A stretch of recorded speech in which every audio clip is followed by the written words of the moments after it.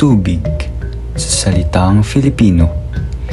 Ito ang isa sa pinakamahalagang pangangailangan ng tao upang mabuhay. Tubig sa salitang Ingles. Nangangahulugang masyadong malaki. Magkatunog na mga salita, ngunit magkaiba ang kahulugan.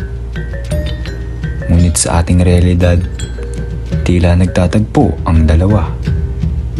Sapagkat ang tubig na siyang nagbibigay buhay ay nahaharap sa isang problemang tubig upang baliwalain.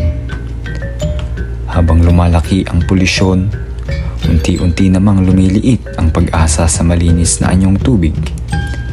Kaya ang tanong, hahayaan na lang ba nating maging tubig ang problemang ito o kikilos tayo habang may panahon pa?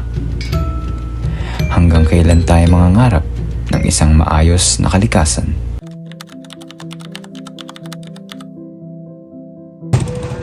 Sabi ko lang sa mga yung tubig or ilog dito sa Samal, ayun nakikita nyo naman, medyo marumi, maraming kalat. Ano pa rin ay? Dumi. Baka wala yung irrigation.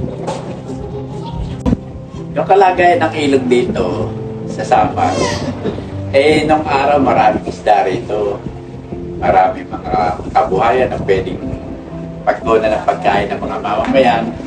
Pero sa ngayon, siyempre sa paglipas ng panahon, may mga factory tayo. Yung mga waste nila, tinatapon na lang dito sa ilog. Kaya yun ang isa sa nakakasagabal sa atin. Yung tungkol dito sa pagtatapon ng mga factory, ng mga waste nila. Bukod pa sa mga, ang ibang mga mamamayan natin, sa halip na makatulong sa barangay natin, yung mga dumi, mga basura, ang walang control sa pagtatapon ng basura din sa dagat.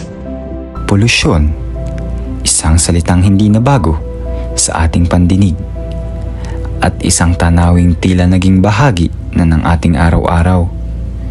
Sa bawat basurang nakakalat, sa bawat maruming ilog, unti-unti na ba tayong nasanay o pinili na lamang nating huwag pansinin ang unti-unting pagkasira ng mundong ating tahanan? Ang mundo ay tunay ngang bilog dahil lumiikot ang ating pang-araw-araw na buhay sa kalikasang nagbibigay buhay sa atin. Sa bawat patak ng tubig na ating iniinom, sa bawat hanging ating nilalanghap, at sa bawat lupang ating tinatapakan, naroon ang buhay.